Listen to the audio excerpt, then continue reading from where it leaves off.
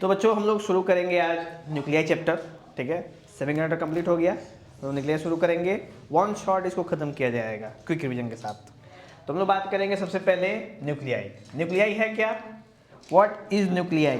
तो इसकी जब थोड़ी सी चर्चा करते हैं ना, तो एक साइंटिस्ट है जिनका नाम क्या था, रदरफोर्ड। इनकी बात जरूर आती है जब हम न्यूक्लियाई की चर्चा करते हैं। क्यों? क्योंकि रदरफोर्ड ने ही न्यूक्लियस की डिस्कवरी की थी। कैसे की थी? तो इसकी डिस्कवरी उन्होंने एक बहुत ही प्रसिद्ध एक्सपेरिमेंट है जिसका नाम है अल्फा पार्टिकल स्कैटरिंग एक्सपेरिमेंट, जिसको हम लोग डिटेल में जानेंगे। कब जानेंगे? एक और चैप्टर इससे पहले वाला जिसका नाम है एटम, इसके अंदर हम जानेंगे, ठीक है, कि अल्फा पार्टिकल स्कैटरिंग एक्सपेरिमेंट क्या होता है। लेकिन इसका जो हम लोग कंक्लूजन में बात करते हैं, तो कंक्लूजन से ये पता चला कि किसी भी एटम के सेंटर में कुछ होता है बहुत ही डेंस का मतलब जिसकी डेंसिटी क्या होती है, हाई होती है, और उसके अंदर जो उसका नेचर है उसका वो है पॉजिटिव। तो पॉजिटिव इन द सेंस कि जरूर उसके अंदर क्या पाया जाता होगा, प्रोटॉन पाया जाएगा। लेकिन फिर बाद में चल के जब जेम्स चैडविक ने 1932 में न्यूट्रॉन का आविष्कार किया, तब जाके और क्लियरिटी मिली और नील्स बोर ने एक स्ट्रक्चर ऑफ एटम ड्रॉ किया, ठीक है, जिसकी चर्चा भी हम लोग एटम चैप्टर में करेंगे। लेकिन ऐसा कि हम न्यूक्लियर चैप्टर की बात कर रहे हैं तो न्यूक्लियाई में भाई एटम की बात तो करना ही पड़ेगा, क्योंकि किसी भी एटम के सेंटर में क्या पाया जाता है, न्यूक्लियस पाया जाता है। और न्यूक्लियस का वही रोल है जैसा कि हमारे सोलर सिस्टम में सन का रोल है। तो सन का रोल क्या है हमारे सोलर सिस्टम में, कि वो सभी प्लैनेट्स को रेगुलर ऑर्डर में अपने ऑर्बिट में क्या करता है, वो रिवॉल्व कराता है, सबको कंट्रोल करता है, मास्टर है वो। इसी प्रकार रदरफोर्ड ने भी बताया कि जो न्यूक्लियस है वो पूरे एटम का क्या है, मेन चीज़ है, मेन सीपीयू टाइप का है। उसके बिना कोई भी एटम जिंदा नहीं रह सकता या फिर स्टेबलाइज नहीं रह सकता। तो जब रदरफोर्ड ने अल्फा पार्टिकल एक्सपेरिमेंट किए थे तो उसमें उन्होंने बताया था कि भाई इन्होंने आविष्कार किस चीज़ का किया था, न्यूक्लियस का आविष्कार किया था। किसका किया था? न्यूक्लियस का। और उन्होंने बताया था भाई कि इसके अंदर कुछ है जिसका नाम क्या है, प्रोटॉन, कुछ पॉजिटिव है। फिर बाद में चल के इसमें एक और पार्टिकल जुड़ा, न्यूट्रॉन, जब जेम्स चैडविक ने इसकी डिस्कवरी करी थी। तो ये जब न्यूक्लियस का आविष्कार हुआ उस एक्सपेरिमेंट से, तो बहुत सारी चीज़ों के ना पूरा केमिस्ट्री जगत में रिवोल्यूशन आ गया। यो ये भी सारी चीज़ें हैं। तो वहीं से क्वांटम फिजिक्स की डिस्कवरी हुई। किसकी हुई? क्वांटम फिजिक्स, यानी ऐसी फिजिक्स, यानी फिजिक्स का वो ब्रांच जिसके अंदर हम माइक्रो पार्टिकल्स की क्या करते हैं, स्टडी करते हैं, उसको क्वांटम फिजिक्स कहते हैं। फिर आगे चल के उसका, जैसे किसी भी एटम का बात करें तो उसका मास, उसका वेट, एटॉमिक नंबर, ये सारी चीज़ों को भी डिस्कस होने लगी, ठीक है, जिसमें बताया गया कि भाई किसी भी एटम का जो मास होता है वो क्या होता है, 1/12 द मास ऑफ कार्बन 12, जिसकी वैल्यू हमको मिली 1.66 इंटू 10⁻⁻27 kg, जो कि MCQ में अक्सर बोर्ड्स में पूछ सकता है। नहीं तो जनरली कभी कभी जब आप पेपर देखोगे ना बोर्ड का, तो उसके फ्रंट पन्ने पे ये सब लिखा होता है पहले ही से। तो अगर लिखा है तो नहीं पूछेगा, अगर पूछेगा तो नहीं लिखेगा, तभी तो आप जानोगे। नेक्स्ट हम लोग बात करते हैं कि जब न्यूक्लियस की बात करते हैं तो एक और सी आता है, नाम क्या है उसका, आइसोटॉप्स। आइसोटॉप्स के संग दो चीजें और आती हैं, आइसोबार्स और आइसोटोन्स। तो आइसोटोप्स क्या होते हैं? तो आइसोटोप्स आर दोज एटम्स जिनका डिफरेंट मास होता है पर एटॉमिक नंबर कैसा होता है, सेम। तो सेम एटॉमिक नंबर और डिफरेंट मास नंबर, इसी के कॉम्बिनेशन को हम लोग क्या बोलते हैं, आइसोटोप्स। जैसे एग्जांपल में हम क्या ले सकते हैं, क्लोरीन और हाइड्रोजन। जैसे क्लोरीन के 2 आइसोटोप्स होते हैं और हाइड्रोजन के 3 होते हैं, प्रोटियम, ड्यूटेरियम और ट्रिटियम। क्लियर? उसके बाद हम लोग बात करेंगे आगे नेक्स्ट में आइसोबार्स की अगर हम जनरली बात करें आइसोबार्स की, तो आइसोबार्स क्या होते हैं? तो isobars are those atoms which have different atomic number but same mass number. Atomic number तो अलग होता है पर मास नंबर क्या होता है? जैसे इसमें एग्जांपल दे सकते हैं आर्गन का, आर्गन और कैल्शियम दोनों का एटॉमिक मास क्या होता है? सेम होता है। तो ये सब डिस्कस करने के पीछे बहुत सारे कारण थे, क्योंकि जब अर्लीज की बात कर ले हम लोग 19th सेंचुरी की अर्लीज की बात करते हैं हम लोग, तो उस समय एक साइंटिस्ट का नाम था डिमेट्रियो मेंडलीव जिन्होंने पीरियोडिक टेबल पहला बनाया था। मतलब एक सक्सेसफुल पीरियोडिक टेबल, वो भी कमी थी लेकिन एक ऐसा पीरियोडिक टेबल कि उस समय कोई भी उसको गलत साबित नहीं कर सकता था। बाद में चल के जब पीरियोडिक टेबल का बेस चेंज किया गया, यानी एटॉमिक मास से किस पे शिफ्ट गए हम लोग? एटॉमिक नंबर पे, जिसको किया था मोज़ले ने, तब जाके चीज़ें और जाके क्या हुई? अच्छी हुई। भाई देखो मोज़ले के भी पीरियोडिक टेबल में बहुत सारी गलतियां हैं, लेकिन कोई ऐसा नहीं है जो उससे भी बेहतर पीरियोडिक टेबल क्या कर सके?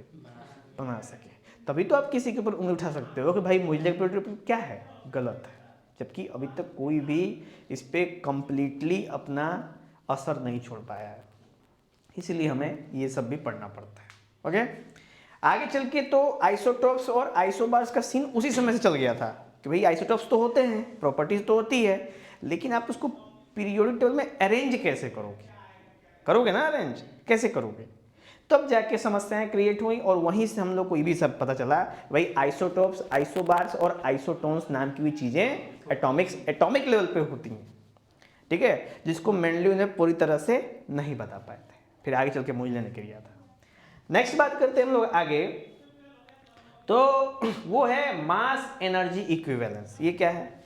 तो इसको दिए थे आइंस्टीन ने, ठीक है, आइंस्टीन उन्होंने दिया था, बताया था कि E इज इक्वल टू क्या होता है?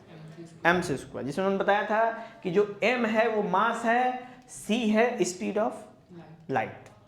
और जब हम मास और किसी ऑब्जेक्ट जिसका मास m हो उसके लाइट के स्क्वायर के स्पीड से फेंकेंगे ना, तो वो किस में कन्वर्ट हो जाएगा? एनर्जी में। और यहीं से एक और लाइन आती है, mass is the condense form of energy, ठीक है।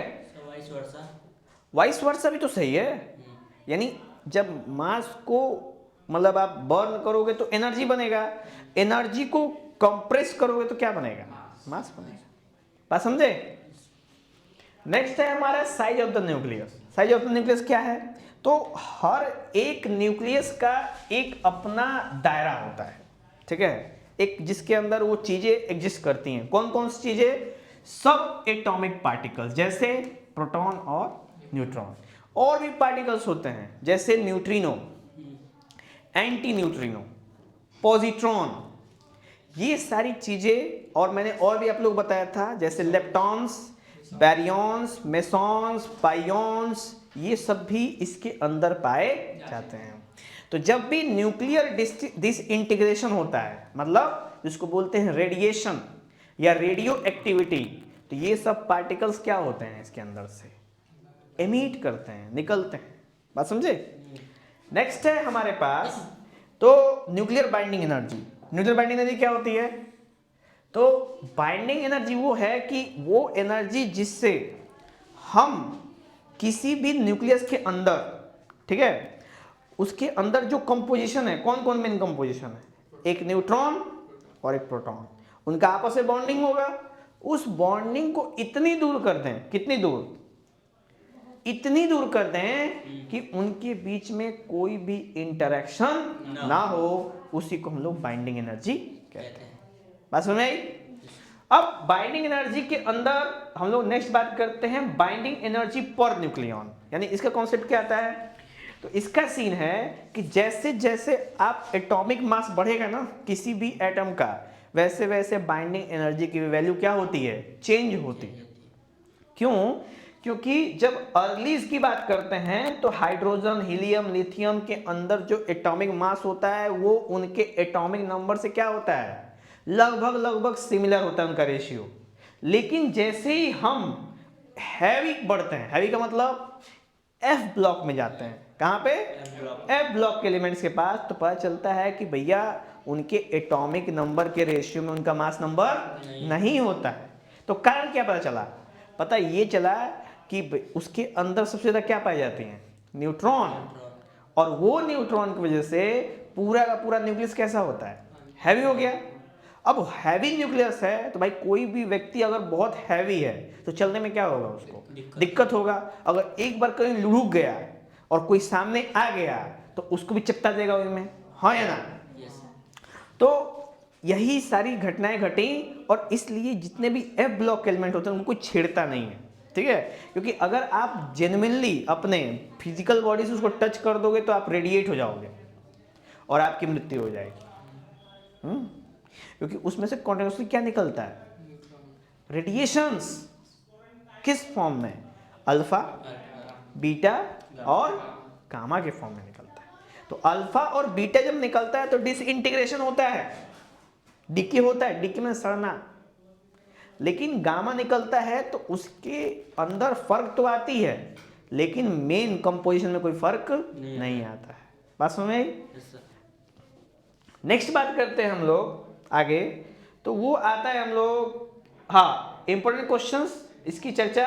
जैसे इस पे एक फॉर्मूला है, ये फॉर्मूला आपका होता है वर्क एनर्जी थ्योरम। क्लास 11 में आपने पढ़ा होगा कि energy can neither be created nor be destroyed, it is always conserve in a single system. किसी सिस्टम में हमेशा क्या मिलेगा? हमको कंजर्व मिलेगा, ठीक है? तो इसलिए हम लोग फाइनल जो एनर्जी है और इनिशियल एनर्जी है दोनों को क्या कर देंगे? आपस में सबट्रैक्ट कर देंगे ना, ऊपर चलेगा टोटल एनर्जी कितनी निकली, है कि नहीं? जैसे आप घर पे हो और घर पे हो तो मतलब कि आप घर से बाहर निकलना चाहते हो, जस्ट सपोज, ठीक है? तो आपके मम्मी ने आपको 5 डंडे मारे। कितने? 5 डंडे। तो फिर आप घर में रुके हुए हो, क्लियर? और फिर क्या हुआ? 5 डंडे तक आप सह सकते हो तो आप रुके हुए हो। अभी क्या हुआ कि एक और कंप्लेन आ गया बगल से कि तुहार लइकवा हाइसन कांड कर दे बैठे। कंप्लेन आ गया, फिर तुमको 50 डंडे मारी, तुम सह नहीं पाए, भाग गए घर छोड़ के। तो ये बताओ कि ओरिजिनल स्टेट में कितने थे तुम्हारे पास? 5, जब तक तुम घर नहीं छोड़े थे। घर कितने में छोड़े तुम? 50। तो बताओ एनर्जी कितनी रिलीज हुई? 50 - 5 45। 45 की कैपेसिटी नहीं थी आपकी, आपको मिलते तुरंत आप फुर हो गए वहां से। बात क्लियर हुई? तो इस टाइप को हम लोग बाइंडिंग एनर्जी या रिलीज एनर्जी के फॉर्म में हम लोग देख सकते हैं, ठीक है? नेक्स्ट हम लोग बात करेंगे न्यूक्लियर फोर्स। न्यूक्लियर फोर्स क्या है? तो न्यूक्लियर फोर्स 2 न्यूक्लियस के बीच में लगता है, ये भी न्यूक्लियर फोर्स है।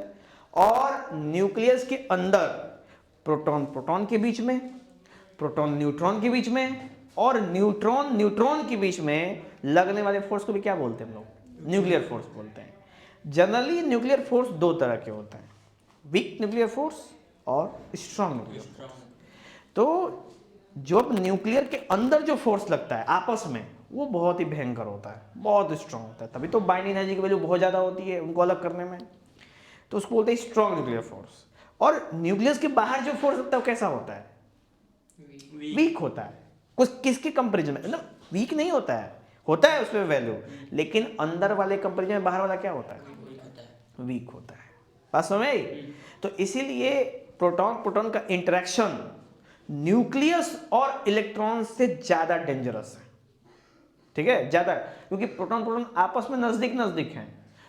इलेक्ट्रॉन जब भी है तो वो न्यूक्लियस से क्या है? दूर ही है, चाहे K में हो, चाहे L में हो, चाहे M में हो, चाहे N ऑर्बिट में हो, दूर है ना, तभी तो वो निकल के चला जाता है और आ जाता है कहीं से। लेकिन प्रोटॉन को निकलने का एक अलग ही प्रोसीजर है। जैसे इलेक्ट्रॉन निकलता है तो कंस्ट्रक्शन होता है, कोई चीज बनती है, जैसे NaCl समझते हो?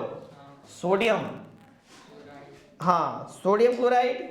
तो मान लो Na से 1 इलेक्ट्रॉन निकला और Cl ने 1 इलेक्ट्रॉन क्या कर लिया? ले लिया।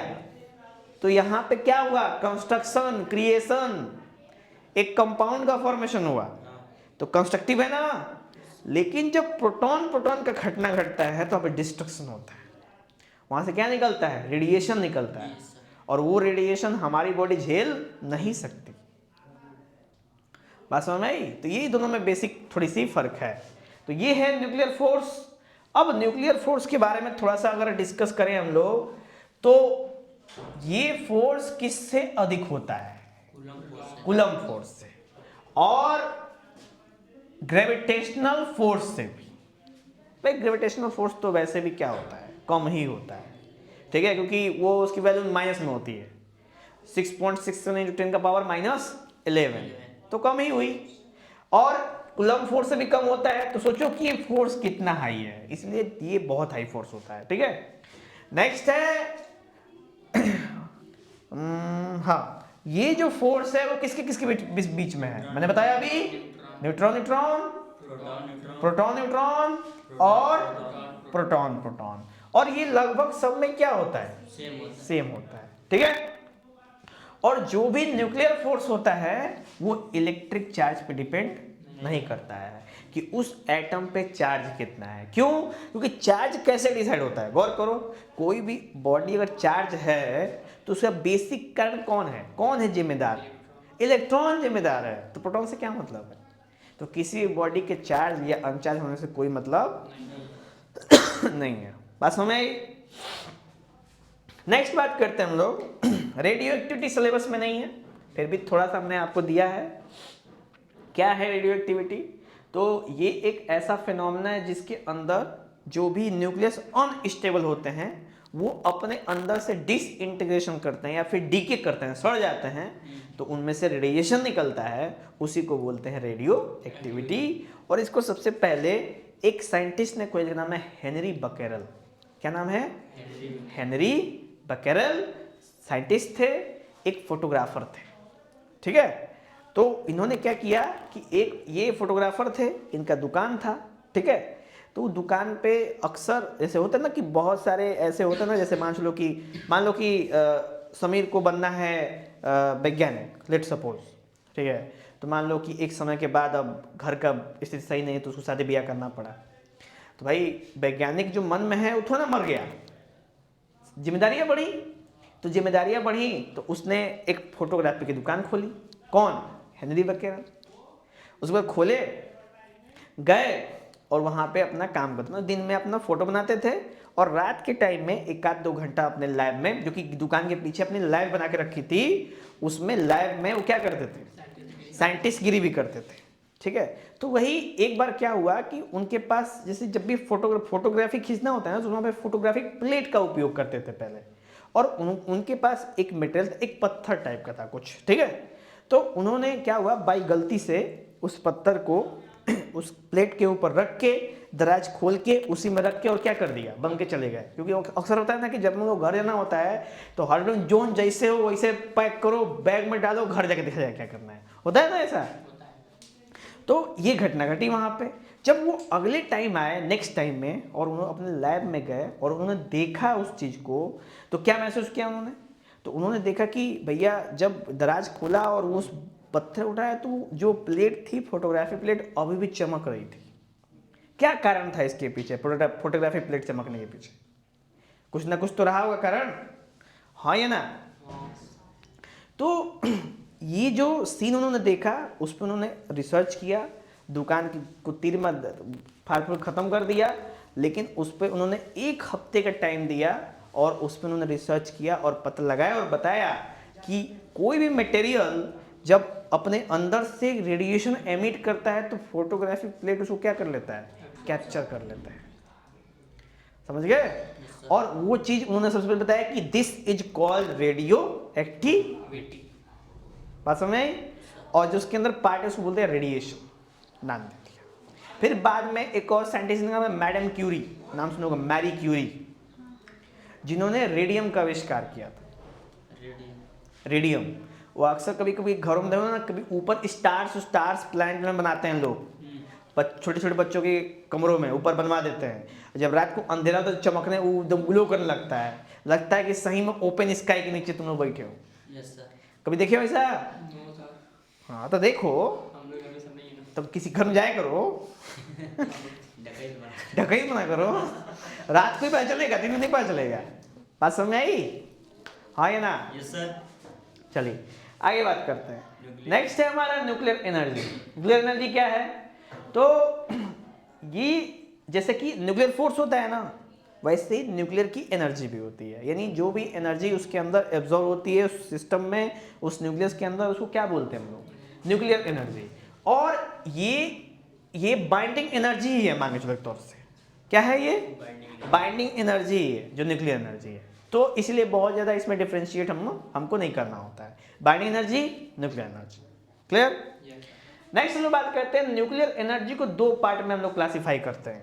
पहला न्यूक्लियर फ्यूजन, दूसरा न्यूक्लियर फिजन। तो सबसे पहले हमारे सामने आता है न्यूक्लियर फिजन। न्यूक्लियर फिजन क्या होता है? तो जब भी दो छोटे छोटे मॉलिक्यूल क्या होते हैं, नहीं, एक बड़ा मॉलिक्यूल जब बीच में से क्या हो जाए, टूट के दो छोटे छोटे मॉलिक्यूल बनते हैं, इसी को क्या बोलते हैं हम लोग? फिजन बोलते हैं। और इस प्रक्रिया से क्या प्रोड्यूस होता है? हमको एनर्जी मिलती है। क्या मिलती है? एनर्जी मिलती है इंटेंस अमाउंट में। और उसका उपयोग सबसे पहले हम लोगों ने कहाँ किया? धरती पे, न्यूक्लियर रिएक्टर में। ठीक है? और न्यूक्लियर रिएक्टर में दूसरा उपयोग हम लोगों ने कहाँ किया? Atomic bomb. कहाँ किया? Atomic bomb. ठीक है? जिसको सबसे पहली बार छोड़ा गया था जापान में 1945 में, हिरोशिमा और नागासाकी। ठीक है? जो दो बम गिराए गए थे वहां पे हिरोशिमा नागासाकी में, वो इसी की देन है। ठीक है? हाँ, अमेरिका ने गिराया था, जिसके पीछे साइंटिस्ट थे ओपेनहाइमर, और उस पे एक मूवी भी है ओपेनहाइमर। ठीक है? मूवी का नाम ही ओपेनहाइमर है। आप उसको देखना, बहुत ही इंटरेस्टिंग मूवी है। ठीक है? क्योंकि उसके अंदर सारे साइंटिस्ट दिखेंगे, मैक्सवेल। हाँ, हम देख चुके, देख सकते हो तुम। अरे पूरे समय में, अच्छा तो पूरे 24 घंटे में तुम दिन रात पढ़ते रहते हो। फिर वही मैं कह रहा हूं कि पूरे दिन रात पढ़ते नहीं हो, कुछ समय बीच में टाइम पास भी तो करते होगे। तो बस उसी टाइम में तुम देख लो। रील देखने से अच्छा है। हाँ, रील देखने से अच्छा है। हाँ, आधा घंटा दिन दो तो 2 दिन में खत्म हो जाएगा। मैक्सवेल भी है सर। मैक्सवेल, आइंस्टाइन, हाइजेनबर्ग, सब तुमको देखेगा, मैक्स प्लैंक, सब तुमको देखने को मिलेंगे सब वहां पे। समझे? तो जो नहीं, न्यूटन तो बहुत पहले मर चुके थे। वो तो बात ही है मूवी में। अरे नहीं, तो नकली हैं लेकिन हैं ना, यानी कि उस समय थे। तो जो ये साइंटिस्ट थे ना, जिन्होंने बॉम्ब बनाया था, वो बिल्कुल नौसिखुआ थे। हाँ, मतलब इतने एजेड, मतलब इतने एक्सपीरियंस वाले साइंटिस्ट थे उन लोगों के पास, लेकिन फिर भी उनको मौका नहीं मिला। जैसे बोलते किस्मत, इनको मौका मिला क्योंकि ये उस क्वांटम फिजिक्स की बात करते थे, एटॉमिक फिजिक्स की बात करते थे ये। और सब लोगों को लगता था मजाक कर रहे हैं, कुछ नहीं कर पाएगा, और बम बना दिए। नेक्स्ट है एटॉमिक, इस पे आता है न्यूक्लियर रिएक्टर पे। ठीक है? तो न्यूक्लियर रिएक्टर एक ऐसा अरेंजमेंट है, एक ऐसा सेटअप डिवाइस है जिसका उपयोग करते हैं हम लोग पॉजिटिव वे में, कंस्ट्रक्टिव वे में। और उसका उपयोग करते हैं हम लोग प्रोडक्शन ऑफ इलेक्ट्रिसिटी, यानी एनर्जी कंजर्वेशन। ठीक है? कि हमारे पास एनर्जी का सोर्स होना चाहिए। इलेक्ट्रिसिटी जो यूज करते हैं वो कहाँ से करेंगे हम लोग? तो उसके लिए कोई व्यवस्था चाहिए ना हम लोग को। वहीं से हम लोग न्यूक्लियर रिएक्टर की बात किए और इसकी डिस्कवरी हुई। बहुत सारे जो डेवलप्ड कंट्रीज थे उस समय, डेवलपिंग नेशंस थे उस समय, उन्होंने बनाए, लगाए और अपने यहाँ बिजली प्रोड्यूस की। और सबसे पहले अमेरिका में ही हुआ। बात समझ में आई? हाँ, तो इसीलिए ना, देखो अमेरिका में जो करंट आता है ना, वोल्टेज और करंट आता है, वो 110 वोल्ट आता है। पता है? हाँ, बताया था ना, 110 वोल्ट आता है। क्यों आता है? तो उन्होंने सबसे पहले जब एडिशन ने जब बल्ब बनाया तो 110 वोल्ट पे बनाया था उन्होंने बल्ब। ठीक? अब जब अमेरिका ने देखा कि अरे सबसे पहले हम बनाएंगे, नहीं सबसे पहले हम बिछाएंगे अपने देश में, तब पिन्हा के बिछा दिए सब पूरे देश में तार। और किस प्रिंसिपल पे? 110 वोल्ट पे। फिर बाद में पता चला दूसरे देशों को कि यार अगर हम पोटेंशियल की वैल्यू बढ़ाएंगे ओम्स लॉ के अकॉर्डिंग, तो करंट क्या होगा, घटेगा। तो जो हार्नेस है, हार्नेस समझते हो, लॉस, हाँ एनर्जी का लॉस, वो क्या होगा, कम होगा। कम होगा। क्योंकि गॉड ना जो हाई टेंशन वायर होते हैं ना वो करते रहते हैं सब। करते हैं। क्यों करते हैं, तो वो है एक तरह का लॉस ही है, उसको बोलते हैं हमिंग लॉस। यस। और इसके संग एक और लॉस होता है, कोरोना डिस्चार्ज, नाम सुने हो, हाँ सुने। ये भी होता है वहां पे। वो वायर में। हाँ, कोरोना डिस्चार्ज भी होता है भाई। उतना सोचो कि इतने से पाइप में मार एकदम तेजी से सारे पहलवानों को छोड़ दोगे तो सब टकराएंगे नहीं देवलिया से। टकराएंगे। बात को एनालाइज करो थोड़ा सा। देवलिया इधर उधर तो हिल भी करेगा, तो एक बार जब टकराएंगे तो अपनी एनर्जी क्या की है वो, अगर सोचो बिना टकराए जाते तो नहीं लॉस होता। नहीं लॉस होता। यही काम बाद में चल के साइंटिस्टों ने पता लगा दिया कि यार हमको क्या जरूरत है हाथी भेजने का, जब हम चीते से काम चला सकते हैं। तो अमेरिका हाथी भेजा, उसके हिसाब से पूरा अपना सेटअप बनाया, फिर बाद में दूसरे देशों ने चीता भेज दिया, तो सत्य चले गए हमने कहा। तो पोटेंशियल 220 कर दिया और करंट घट गया पोटेंशियल, अरे वैसे भी एनर्जी लॉस कम हो गया। समझ में आया? चलो आगे बात करेंगे। न्यूक्लियर रिएक्टर में बहुत सारी चीजें होती हैं जिसका उपयोग करके हम उस रिएक्टर का फॉर्मेशन करते हैं, ठीक है। जैसे आप यहाँ पे देख रहे हो तो आपको बुझा नहीं रहा होगा कुछ, हाँ, तो इसको बुझवाते हैं थोड़ा सा। ये है पूरा कंप्लीट वाला पार्ट। अब देखो ये जो मेन सेक्शन है, कंक्रीट चैम्बर होता है, स्टेनलेस स्टील लगाया जाता है ताकि उसमें से लीकेज ना हो। अब देखो यहाँ पे मेन चैम्बर में हम लोग इसके अंदर किसका उपयोग करते हैं, हैवी वाटर का उपयोग करते हैं। किसका, हैवी वाटर, D2O, समझे। अब देखो इसमें ये क्या है, जो रेड रेड दिख रहा है तुमको, वो है फ्यूल रॉड्स। क्या है, बोलो, कंट्रोल। Fuel rods. और ये जो ब्लैक वाला दिख रहा है वो क्या है, कंट्रोल रॉड्स, ठीक है। और एक और मटेरियल उसको बोलते हैं मॉडरेटर। क्या बोलते हैं, मॉडरेटर। मॉडरेटर। मॉडरेटर का काम होता है कि जो भी मतलब रेट ऑफ रिएक्शन को क्या करे, बैलेंस रखे, ना ही तेज ना ही स्लो। और कंट्रोलर का काम क्या होता है कि जो भी एक्स्ट्रा न्यूट्रॉन्स निकले इसमें से वो सब इसको क्या कर ले, कैच कर ले, ताकि वो जो चैम्बर है उसको नुकसान ना पहुंचाए। नहीं तो जानते हो ना कि चैम्बर स्टील का होता है, स्टील में लोहा होता है, लोहा में एटम होता है, एटम में न्यूक्लियस होता है, तो ये जाके उसी के न्यूक्लियस तोड़ देगा। समझ रहे हो, जो स्लो मूविंग न्यूट्रॉन है वो डेंजरस है ना, जिसमें रखोगे उसी को तोड़ देगा। बताओ, अब पता है कि हर एक चीज एटम से बना हुआ है, समस्या यहाँ पे बनी हुई है ना। चलो नेक्स्ट है, अब यहाँ से जब हीट होता है, यहाँ से हीट होगा ना, तो अब ये हीट यहाँ पे प्रेशराइजर लगा होता है। क्या लगा होता है, प्रेशराइजर, जो इस हीट को एकदम प्रेशर के साथ क्या करता है, छोड़ता है। कहाँ पे आएगा ये आएगा स्टीम जनरेटर में, जहाँ पे वो भाप बनता है, ठीक। अब देखो ये भाप यहाँ पे आएगा तो इसमें के पानी को क्या कर देगा, एकदम क्या कर देगा, गरम कर देगा, एकदम भयंकर गरम कर देगा। फिर वो पानी इधर से भाप बन के कहाँ से जाएगा, टरबाइन पे। फिर टरबाइन में से जब घूम जाएगा ठंडा होकर पानी बन जाएगा, तो वो पानी फिर कहाँ से आएगा, वापस आएगा, ठीक। और फिर यहाँ से ये जो चैम्बर से होके आया वो मटेरियल फिर से यहाँ पे इसको कूल करेगा। क्या करेगा, कूल। और फिर कूल करके फिर वापस फिर देगा। फिर ये प्रक्रिया क्या होती रहती है, चलती रहती है। और यहाँ पे टरबाइन क्या करता रहता है, घूमता रहता है। हाँ, तो और कहाँ चाह रही हो चक्कर खाए, सर वो भाप से घूमता हुआ टरबाइन। भाप से। अरे भाप को ऐसे थोड़ा ना कि ऐसे नहीं देते हैं भाप को, ठीक है। भाप को बिल्कुल प्रेशर के साथ देते हैं, इतना प्रेशर कि तुम्हारे को मार दे तो तुम कहीं और जाए गिरो। पता है ना पानी कितना डेंजरस होता है, बहुत ज़्यादा डेंजरस है। क्योंकि पानी की अगर PSI को 10 न्यूटन या 10 न्यूटन से ऊपर कर दे हम लोग, ठीक है, 10 न्यूटन तो बहुत कम कर, मान लो कि 1000 न्यूटन को ले जाए पानी के प्रेशर को, 1000 न्यूटन मान लो, तो वो ना क्या होना कि किसी भी चीज़ को काट देगा, 2 भाग में एकदम क्लीन काटेगा। आप लोग देखे होंगे रील्स उसमें कि पानी को प्रेशर एकदम हाई कर देगा पूरा एकदम खच से, तुम मतलब तुम्हारा हाथ पाँव किस चीज़ की,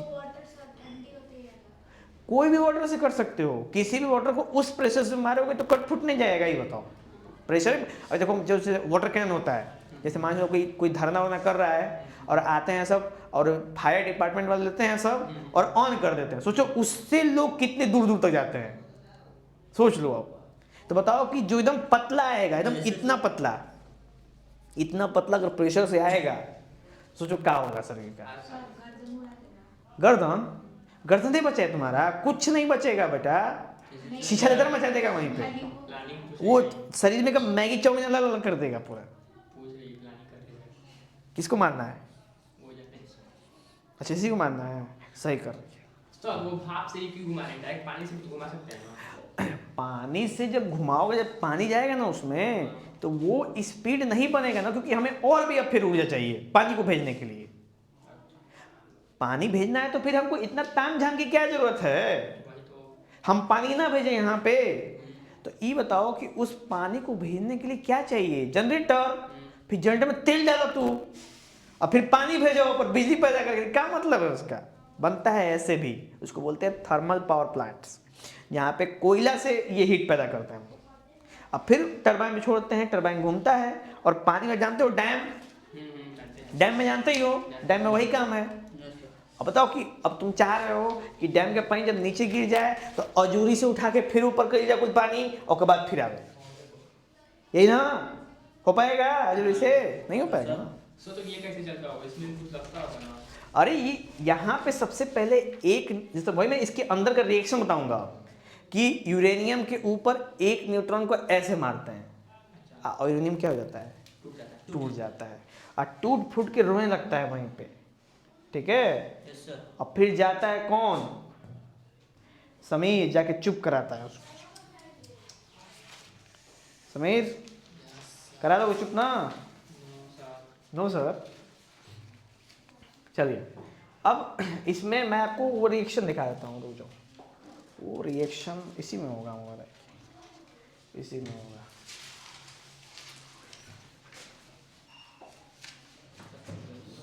कंट्रोल्ड रिएक्शन। पूरा नहीं है तो पीरियड नहीं है पूरा है। यूरेनियम वाला नहीं है, ऊपर पे है टेबल में। सर आप ये मूवी देखें, कौन सी? हाँ अच्छी है ना। हाँ, पूरा मीम वहीं से ना उपयोग करते हैं सब। देखो ये है जो उसके लिए रिएक्टर के लिए रिएक्शन है, गौर करो। कर रहे हो? तो देखो यहाँ पे करना है, ये यहाँ पे करना है गौर। अब ठीक है, अब देखो यूरेनियम के ऊपर एक न्यूट्रॉन क्या करेंगे? फेंक के मारेंगे, ठीक।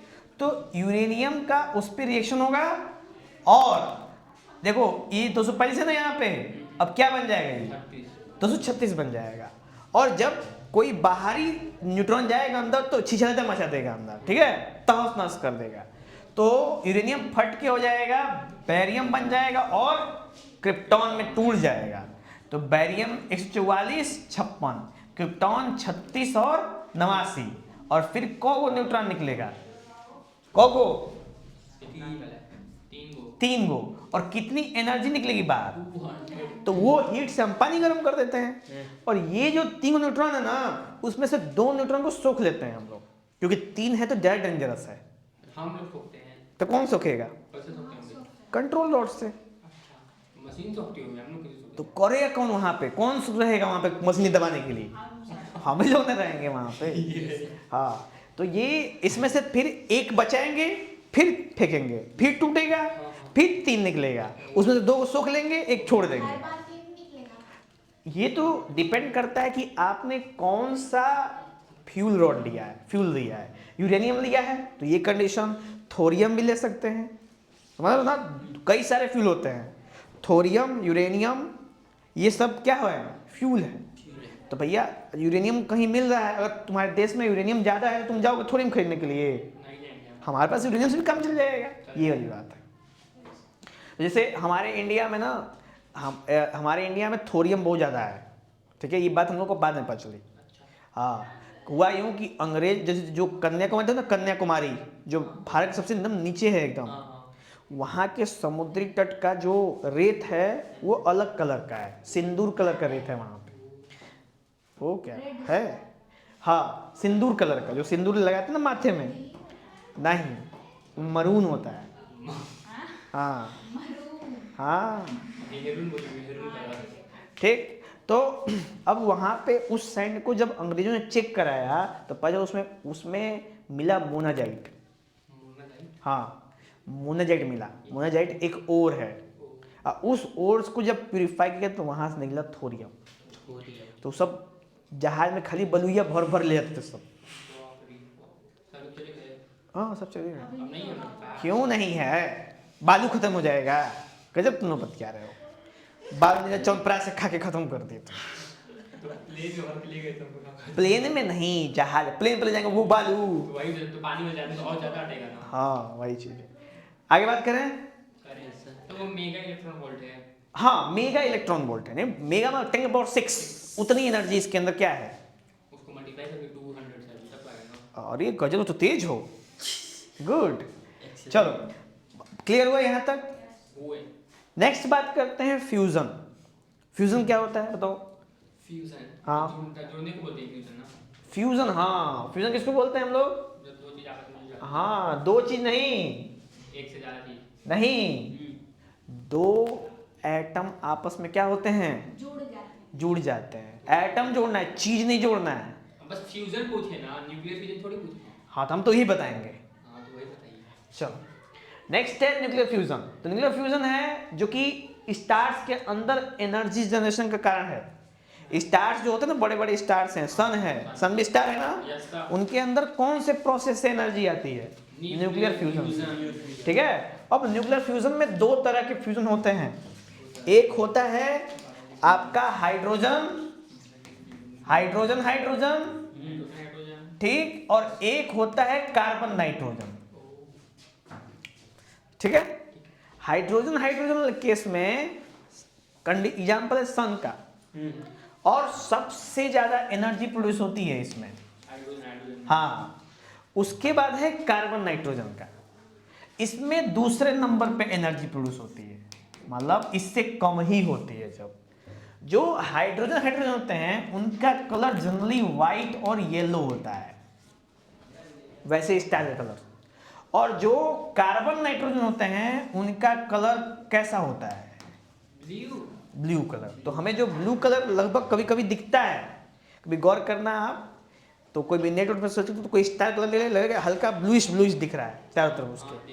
जैसे गैलेक्सीज हैं, ठीक है, गैलेक्सीज भी जो हैं आसपास की हमारे, ठीक है, हाँ, एंड्रोमेडा है, सोम्ब्रियो है, तो ये सब जो गैलेक्सीज हैं उनका भी कलर हमको ब्लूइश दिखता है। पर जो हमारा मिल्की वे है उसका कलर हमको वैसा नहीं दिखता। बात समझ में आई? चलो नेक्स्ट हम लोग बात करेंगे कंट्रोल थर्मोन्यूक्लियर फ्यूजन।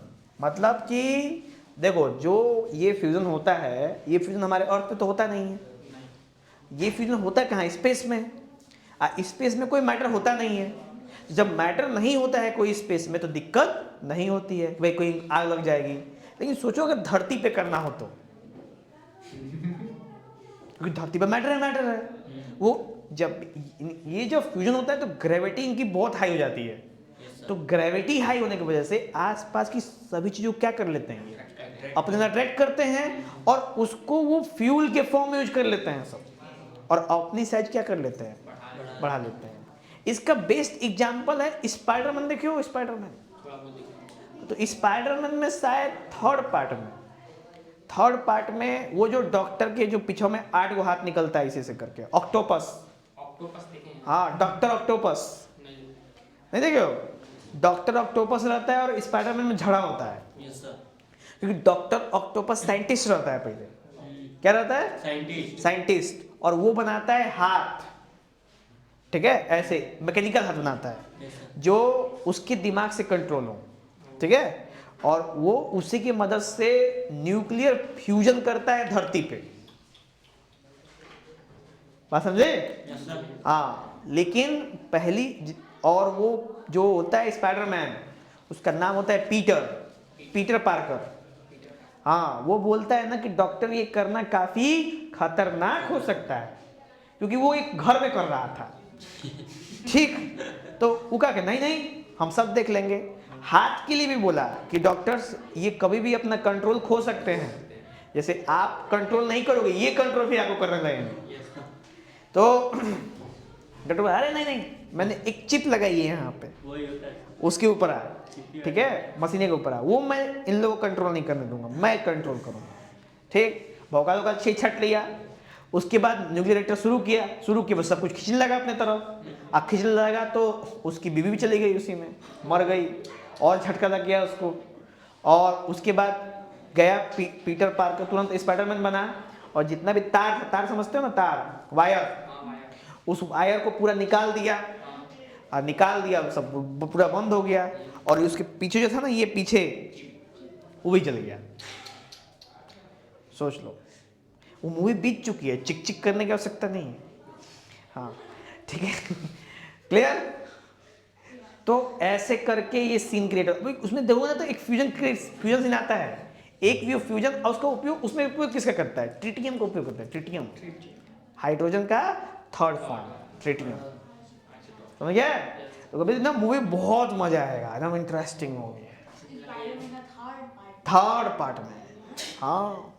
और वहां पे नहीं देने जरूरत है, तुमने क्या है ना, बस सीन डालना, स्पाइडरमैन रिएक्टर सीन, ऐसे लिखोगे ना तुरंत उतना क्लिप आ जाएगा, देख लेना। ढेर मजा नहीं लेना चाहिए, ठीक है, तबीयत खराब हो सकती है। चलिए आगे बात करते हैं। हाँ सही बात है, राइट। आगे बात करें हम लोग। Yes sir. तो आगे में हम लोग देखो, यहाँ पे कंडीशन आता है, एक क्वेश्चन है पीवाईक्यू का, हाइड्रोजन और हाइड्रोजन ये ड्यूटेरियम मिलता है तो क्या बनाता है? हीलियम। ये प्रोसेस होता है सन में। सन में जानते हो, ऐसा नहीं है, बचपन से मैं सुना है ना कि सन किससे बना है? हाइड्रोजन से बना है। बात तो सही है, लेकिन रिएक्शन ऐसे इतना आसान नहीं है रिएक्शन सन का। सबसे पहले 1H1 और 1H1 मिलके क्या बनाते हैं? 1H2, यानी कि प्रोटियम मिलके ड्यूटेरियम बनाता है। और फिर ये जब ड्यूटेरियम का हम लोग उपयोग करते हैं दो ठे, तो ये क्या बनाता है? हीलियम बनाता है। बात समझे? और इसके साथ एक और प्रोटियम बना देता है, यानी कि जब सेकेंड रिएक्शन होता है तो प्रोटियम भी निकलता है साथ में, और हीलियम भी बन के निकलता है। इससे यहां से सन की एनर्जी निकलती है। ये है सन का रिएक्शन। बात समझ में आई? इस हाँ सन में ये रिएक्शन 2 स्टेप रिएक्शन होता है सन में। न्यूट्रॉन भी तो निकल रहा है। न्यूट्रॉन तो निकल रहा है, हमने काहे को मना कर रहे हैं? वो तो निकलेगा ही निकलेगा। एक बार केमिकल रिएक्शन कैसे प्रोसीड होगा ये बताओ? केमिकल रिएक्शन प्रोसीड होना चाहिए कि नहीं होना चाहिए? होना चाहिए ना। तो ये है सीन पूरा क्रिएशन। बात क्लियर हुई? चलो अगला बात करते हैं हम लोग आगे। तो यहाँ पे कुछ इंपॉर्टेंट क्वेश्चंस हैं जिनको आप देख लो, जिसके अंदर नहीं इसमें तो कुछ सिलेबस में भी नहीं है, अब मिसल कट चुके हैं, ठीक है। हाँ वही तो मैं कह रहा हूँ, कट गया सिलेबस से। ये इम्पोर्टेंट है, ये क्वेश्चंस इम्पोर्टेंट है। हाँ 2 characteristics of nuclear force, note कर लो इसको, सॉल्व कर लेना इसको। और बाकी हाँ देखो एक और आ गया, ये भी इम्पोर्टेंट है। तो distinguish between nuclear fission and fusion, show how both the process energy release. तो कम से कम आपको केमिकल रिएक्शन दिमाग, अरे वो जो प्रोसेस हुआ है ना, वो प्रोसेस याद रहना चाहिए। सन वाला और वो यूरेनियम वाला भी, हाँ वो रहेगा तो आप कभी भी लिख दोगे उसको। और ये सब तो नहीं है, ये नहीं है, ये नहीं है, ये नहीं है, ये नहीं है और ये नहीं है। हो गया क्लियर? Yes sir. कोई डाउट? No sir. चलो सर, हाँ जो ऑक्टोपस था, हाँ। उस डॉक्टर, वो हाई ग्रेविटेशन कर लिया था, वो मिलके क्लारो का। नहीं वो तो बहुत नॉर्मल जगह में किया था, पर न्यूक्लियर फ्यूजन की क्वालिटी होती है ना कि जब भी होता है वहाँ पर ग्रेविटी क्या हो जाती है? हाई हो जाती है।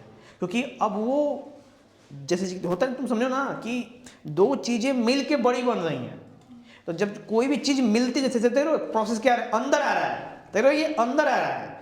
फ्यूजन में कहाँ जा रहा है? बाहर। और यहाँ क्या हो रहा है? अंदर। तो जो भी आसपास सब क्या जाने लगेंगे? अंदर से सर वो डॉक्टर वो नहीं गया अरे उस डॉक्टर के पास हाथ थे ना, तो उसके हाथ ने उसको बचा लिया, कैसे? हाथ बिल्डिंग का पिलर उलर पकड़ लिया तो बच गया।